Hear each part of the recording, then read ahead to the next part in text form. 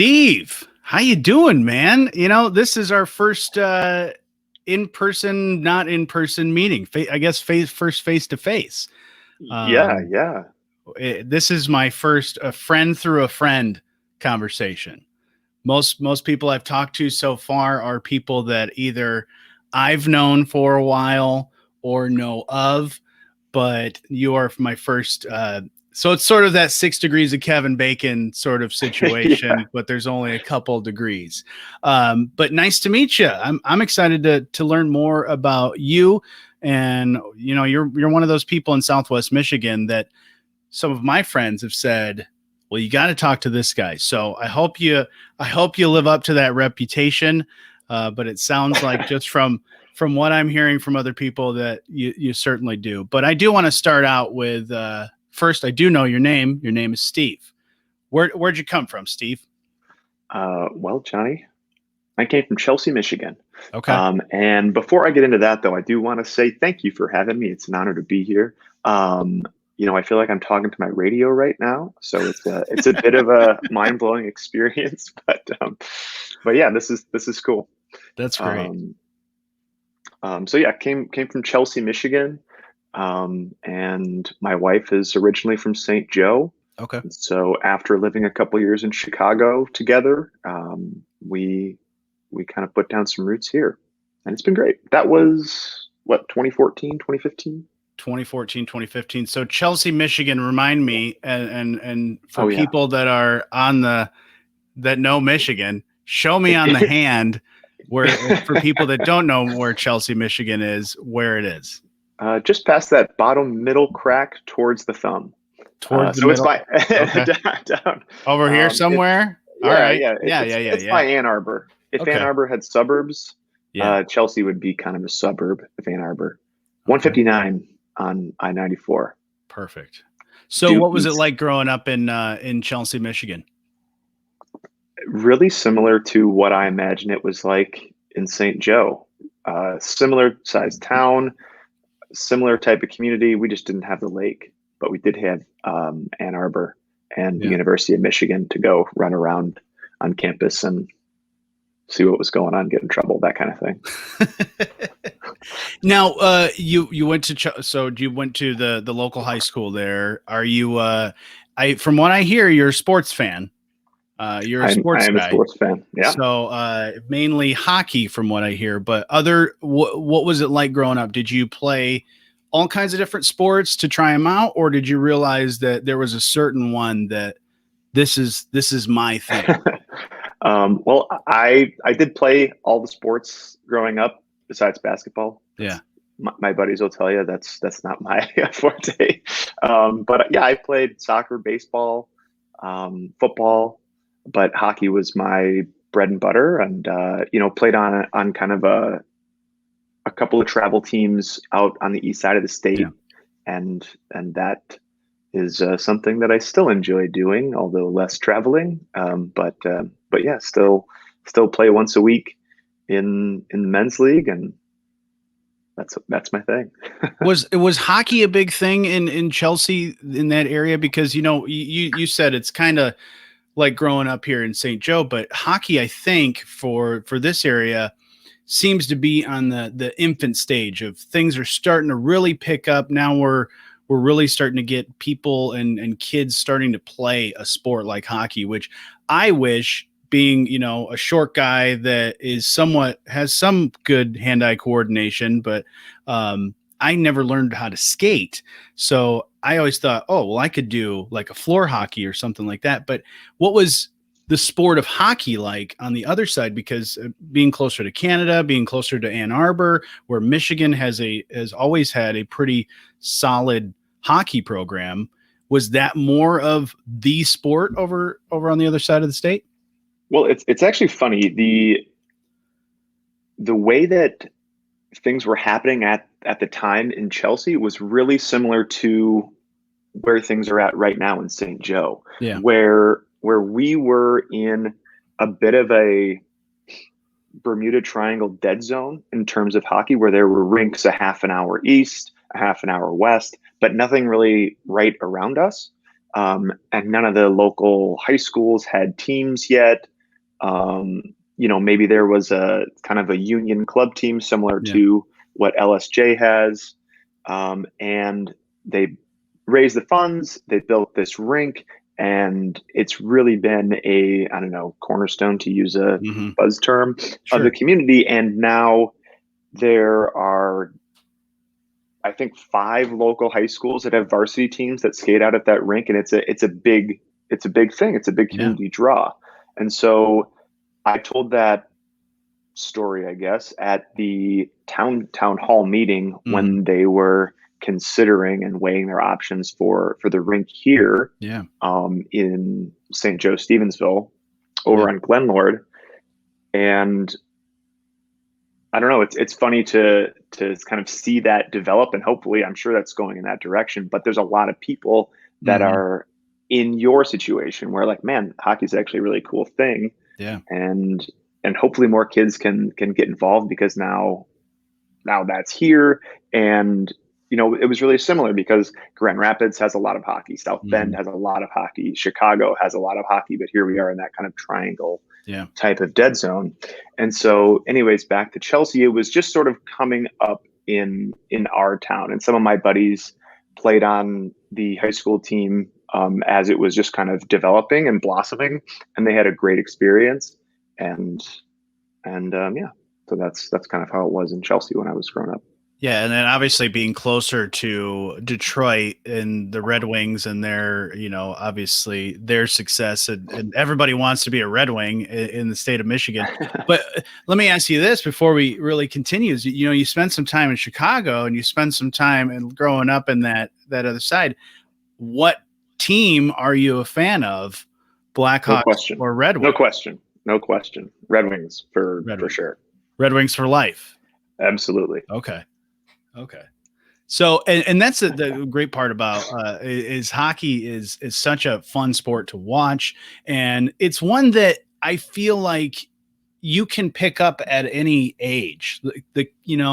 Everything of watching Mighty Ducks or anything like that when I was growing up, I was like, I think I could do that, but I still feel like getting out on the ice for the first time, actually, just I think last year, I was like, Yes. as I was growing up, I was like, you know what? I could play hockey. All I need to do is learn how to skate. But then I got on the ice and I was like, all right, my skill level is way below where it needs to be. And little kids are skating all around me. Do you feel like anybody can just pick up and play something like hockey? Yeah, I do. And so I feel really strongly about this. So, Yeah. No, that's um, the I think, for me, the reason that hockey is so cool is that you can start late and you can go way deep into it. You right. can go down the rabbit hole, and as soon as you're in, and you learn to skate and you learn a few fundamentals, there's a whole community Hmm. that is built around that I mean, in every town in America, North America, obviously Canada has a ton, but say here in St. Joe, you can sign up for what they call bad hockey, uh, beginner Is that where adult you fight? development hockey. No, Okay. no, that's not the Federal Hockey Oh, League. okay. That's in Slapshot, Reggie Dunlop. But so, for example, you can sign up there. Okay, it's everybody there is just like you, hasn't played hockey before, so Sure. it's kind of a quote unquote safe space. Like, you're not going out with people that are Yeah. former pros and things like that. Sure. You know, everybody's in the same boat as you, and having a good time. That they outfit you with gear. It's really accessible. Hang out, have a beer afterwards, or you meet a bunch of people, and then after you graduate, that say you can pass, shoot, skate. You Yeah. know, stop. That's important. Yeah, Um, that's something I haven't picked that up. It's yeah. not even the stopping part. It's the going and staying upward. Staying Mm, vertical as much as I can instead of being on the ground. yeah. That's the tough That's part. that is important too. So after you do that, though, then you graduate and you make it into I think it's the D League or Okay. C League, the lowest level, and you're in the league, and you've got a team, and it's this big community. They redraft teams every year. They skate year round. It's this whole sort of new community built around being active and Mhm. playing hockey, having a good time with other adults that are in the same boat as you. I think it's just a really unique thing that um, I don't know. I feel like people don't necessarily think of it Yeah. when they think of things to do as an adult. Mhm. It's just really it's really different. I mean, you can get into golf and you can get into Sure. a men's basketball league or a women's basketball league or a co-ed league at the YMCA, but it's not quite the same thing in terms of, I guess, the immersion and Mhm. Mhm. the community around that. Yeah. No, I totally agree. I mean, that's the thing, even when you're a kid too, is, Yeah. it's usually the soccer, baseball, maybe the pee wee football. I mean, I grew up playing soccer since I was like 3 years old, and that was ingrained in my genetics of, you got to play soccer. That's a sport. But then, you branch off into the baseball and the basketball. But hockey is something that I think hopefully gets to that certain point where most people think of, oh, well, how about this? How about this? And how about that? I mean, because we watch hockey and all these different sports and have those dreams of doing something, whether it's being, and you see the longevity too of these people's. I mean, yeah, you can play soccer for as long as you can run up and down the field, but I feel like hockey is something just like that you can keep playing, especially as a fun leisurely kind of activity with people, as long as it's not super competitive to the point of you can't, handle it. But I hope it gets to that point here in Southwest Michigan.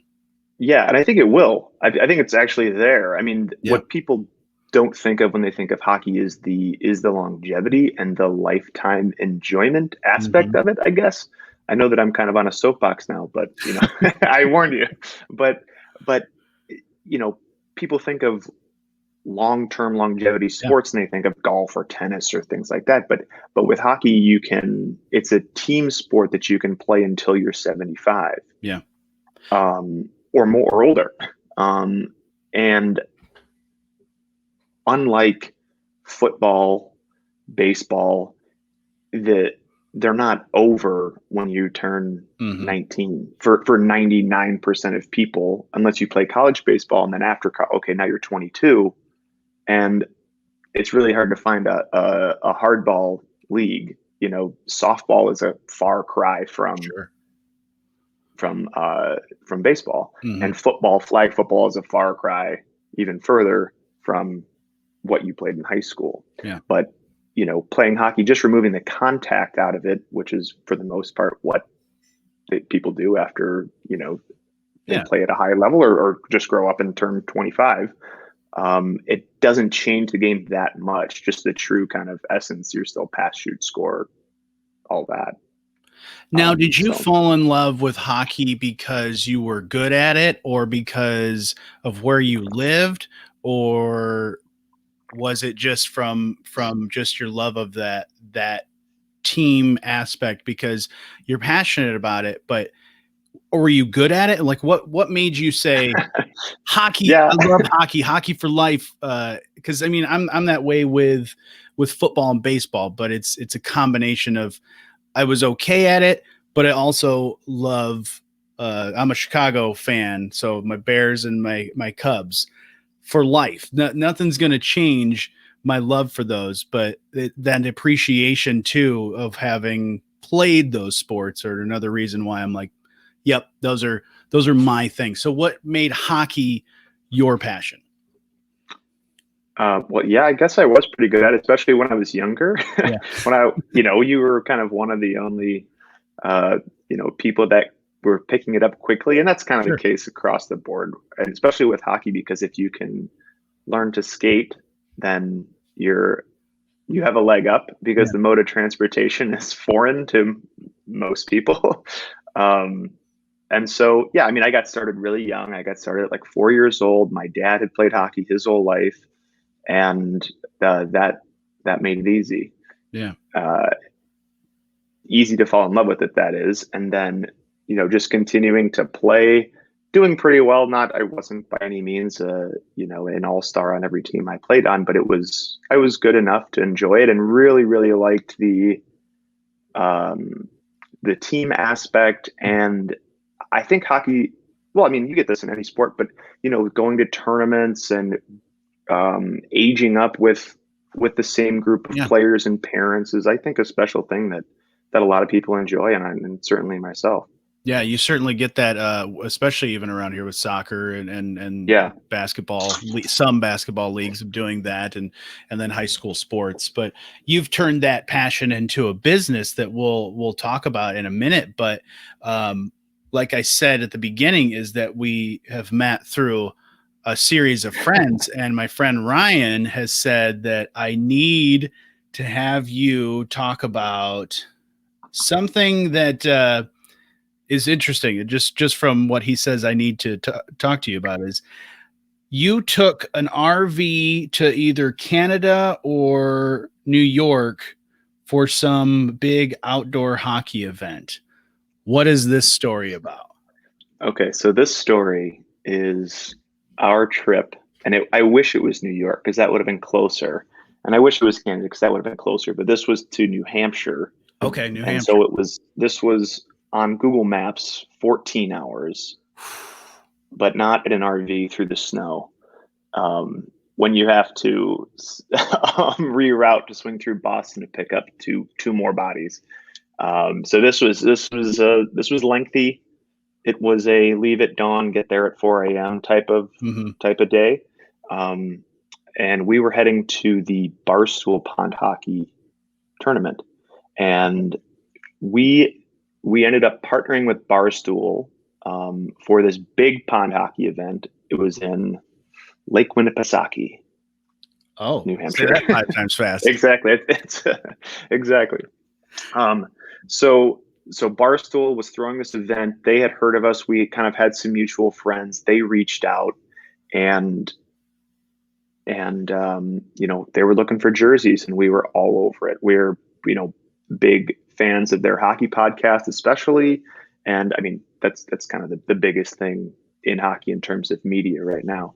And so we jammed quite a bit on designs and got linked up with their team. And this was all coming together in like a matter of months, usually like 2 months. Mm-hmm. Usually this is like a 6-7 month process to plan this out and bring in vendors and do all this stuff. They were making it happen Yeah. kind of late to the game, right? And so we were hustling. It was everybody on deck. We had already things on back order and just kind of making it happen, right? So anyways, we show up in New Hampshire, and it's 4 a.m. It's the day before the tournament, and we wake up, we enjoy the day. They're finishing setting up, right? Mm-hmm. So there's thousands of people there from all over the U.S. This was like the hottest ticket in hockey because they have the hottest podcast in hockey. There's hundreds of thousands of people that listen to every episode. Sure. And so we end up getting a ticket or a team entered just because of our relationship with making the jerseys, right? And so people are starting to come in and it's a ton of people, right? And so they have the welcome party the night before, and it's all of I guess it's the Barstool personalities are there. Sure. So they're shaking hands and kissing babies, and everybody is checking in and they're starting to hand out the jerseys. And so this is kind of our big moment. Like Yeah. we're That's like, oh, your man, shaking hands and kissing babies kind of moment, having exactly. that in their hands. Yeah. Exactly. And so we don't know how it's going to go. We're like, okay, hopefully everything is fitting everyone. Hopefully everybody's receptive to the design, that kind of thing. And it couldn't have gone better. People were losing their minds. They're opening them. They're laughing. They're having a great time. They're wearing them all over this bar / Mm-hmm. banquet area, having a great time. And these guys are all like, for the most part, New England wild animals. Sure. And so that was a long night, a very fun night, and then the next day was the event. But it was really, really something to see thousands of our jerseys, our product, Mm-hmm. all over the ice, and people enjoying them. And I don't know, that was the first time that really kind of hit home and sunk in for us. And is that the moment that clicked that I mean, because how did they notice you? Did they notice you because you were the men's league sweaters, your business, how that was starting to be successful, or was there another tipping point that you realized, hey, we're not just making these for our buddies or our local hockey leagues or things like that, or even the local high schools? What made it click that this is something, because everybody in a business has that tipping point moment of, oh, all right, this is actually successful, not just because we made some money that we can put in the bank. No, it's just you're getting noticed and people are enjoying the product. So was it that moment, or was there a moment that we rewind to? I that was definitely a tipping point. I mean, we had done we had been around already for a couple of years, Yeah. and made plenty of sales to all over the U.S. and Canada and some in Australia and New Zealand. And I guess for anyone listening, I should back up and say what we are. We are men's league sweaters, and we make custom hockey jerseys and other gear for Mm-hmm. hockey teams, especially adult recreational teams. And so yeah, we had been around a bit. We had been, doing our best to market. We had sponsored a couple ads on their Spit and Chicklets hockey podcast, the Barstool Hockey Yeah. Podcast. And so things were going well, but the thing about our business is it's really e-commerce. So we don't have a lot of face-to-face Mm-hmm. interaction, and certainly nothing like that immersion where we kind of get a lot of instant feedback. Sure. And so there was just a lot happening at once where, we were meeting Eric Nardini, the Barstool CEO. We were meeting Paul Bissonnette, one of the most famous hockey personalities there is in the world right now, Mm-hmm. and Ryan Whitney and Rad and all of these different Barstool personalities at once who are giving us positive feedback, and then 1,000 players giving us positive feedback. It was really kind of a cool tipping point type of moment for us, and it was a great time too. Absolutely. Yeah, for sure. Yeah. And so you say us, and so you teamed up with some of your friends to start this. What was the I guess the moment in the garage, or when you're having some beers with your buddies, what was that moment that says, hey, you know what we should do? We should make, instead of buying these jerseys, because I've not heard of many custom jersey companies. Like, even for many different sports, you try to go and find something, and it's something as simple as, well, it'd be great if I just had a Cubs jersey that I could put my name on the back. But what made you decide that we could start something and this could be cool, not just for men's leagues, but honestly, I'd walk around with a custom made hockey sweater with whatever I had on it, my podcast name or something like the that. beginning, baby. Yeah. What made you decide that we should just make these? That's a good question. I was working a regular normal job, right, with a little bit of digital marketing experience, sure, a little bit of web design experience, and really just had noticed that there wasn't this thing that I wanted to, sure, exist. And so to an extent it was scratching my own itch.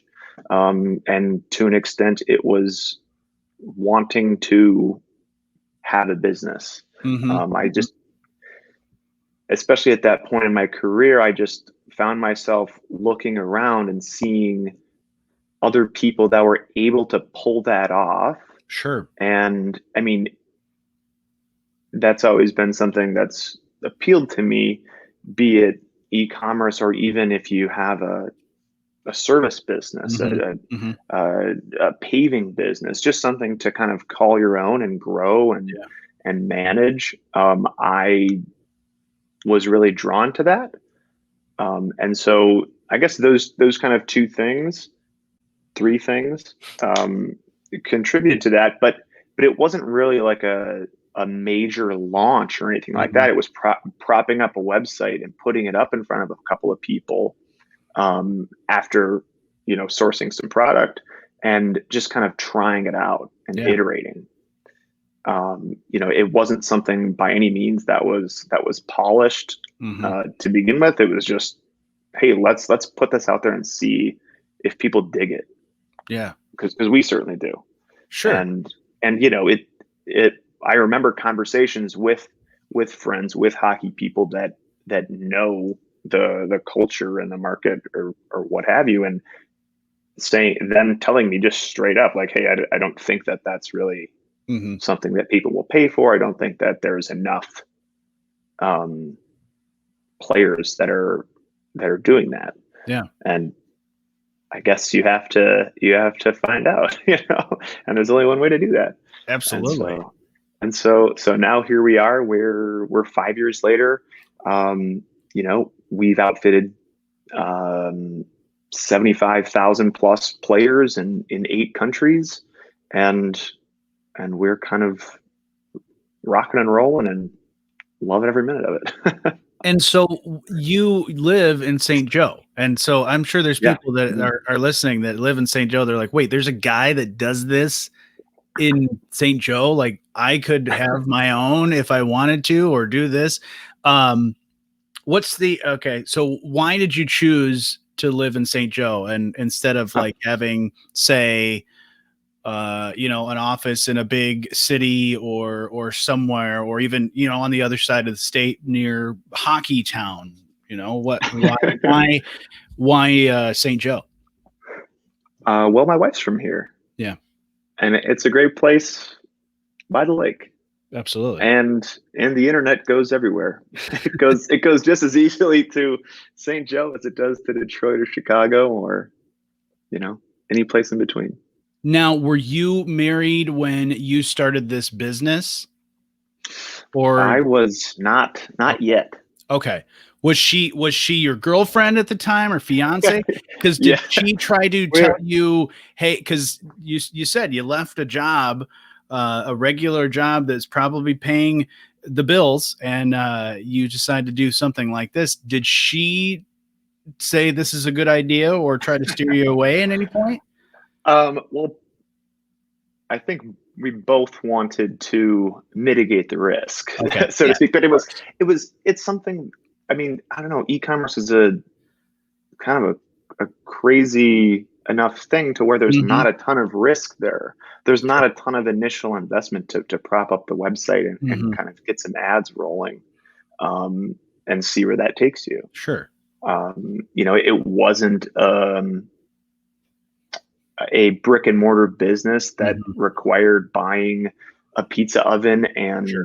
and tens of thousands of dollars of things to invest in. It was a free website that I Hmm. built on Weebly, and so it was. I mean, it was years and years that I was kind of doing it on the side. Not years Yeah. and years. That's aggressive, Sure. but it was I think 3 years. Working on it on the side, bringing a couple other friends in to help. Um, and that was, I think, 2 years ago, 2.5 years ago, that I almost needed to take it full time, Hmm. to where my day job was getting in the way of my of my fun job. So Well, and that's the best part is that it became a side hustle, and it was a calculated risk, not yeah, something that was, hey, we've got to have this conversation because I need to put my entire life savings, and that's what's hard was yeah, anytime somebody's starting a business is you don't want to always go all in yeah, with everything, and you had the tools in order to do it, and it was something that try it out, see how it works, and then it's taken off and doing something really cool. What's your dream um men's league sweater that you would either want to make, or is there one that you'd love to see somebody wearing, like either a professional hockey player or a celebrity or somebody like that? Is there somebody that you would love to have your product on? aside from start from the beginning, Hey, I'm gonna hold you to this because this is hey, recorded, so yeah, this yeah, could that's happen. right. I'm already That's starting to right. come up with designs. That's a verbal contract. Yeah. That's well, I would love to. I'm thinking big here, but Okay. would love to see one of our jerseys up at Watermark. Okay. That that's sort of a something we've been working on. Soft sell, but Okay. hopefully they're I can listening. help I'm with sure they are. convincing. I can Yeah. help with convincing for sure. Hmm. I'm Hmm. good at That and so no, I mean really that's actually my answer. that. Because we do a lot that's sort of online and in faraway places, but you know, having it in the community Mhm. is something that we're still um, enjoying. Yeah. We outfit the local league here, but Hmm. that's that's fun. But just kind of seeing things around. North Pier has done a couple runs of creative jerseys to just promote different beers, things like Hmm. that, and that was it still is. It's just a nice. It's a thing to see that Yeah. is I don't know. It's positive. It's kind of affirming. Hmm. It's just it's cool to have it in your local brewery and see that. I don't know. No, I think that's Does that make sense? Like it's more tangible it than wasn't the like answer Wayne I was Gretzky is it out. wasn't the answer I was expecting, but I think it's the answer that gives me a better picture, the best picture of you. And from this conversation, it has been one of those where you think about how is that affecting people that were just like you growing up. You're a small town kid that wanted to do something fun, wanted to completely grow as a person but also in the community, and then you found some place that you love. And honestly, I'm the same way. I'd want to be able to see something and see it where I'm usually at. You're not every day going to be at the United Center or the Little Caesars Arena every day, looking up and seeing your jerseys somewhere or anything that you do. You want to see it where you're going to hang out and enjoy it, but also people in the community are gonna be like, oh yeah, that's my friend. I know him. So that's really great, and so I love that. What's the best advice you ever got about whether this business or just as you were growing up that kind of led you to where you are today?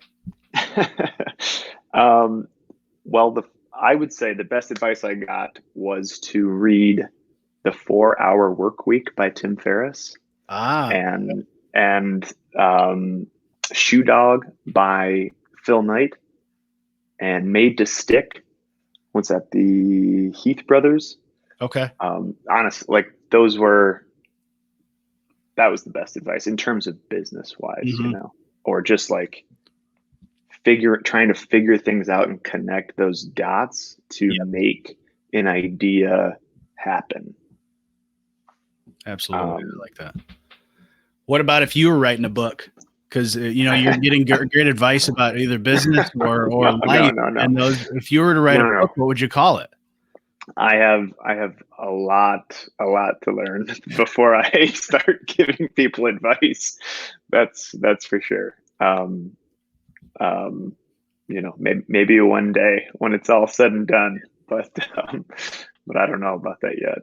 I love it. Well, I'm enjoying my conversation with you. But where are you going from here? What's the next step for you? Not just your business, but you and your wife and here in this community. What do you guys see happening next? Well, I guess I should. Lisa is my wife, and Yeah. the next thing is personally summertime. I mean, I think that for all of us, it's been a long, dark winter, and Sure. summertime in Southwest Michigan is.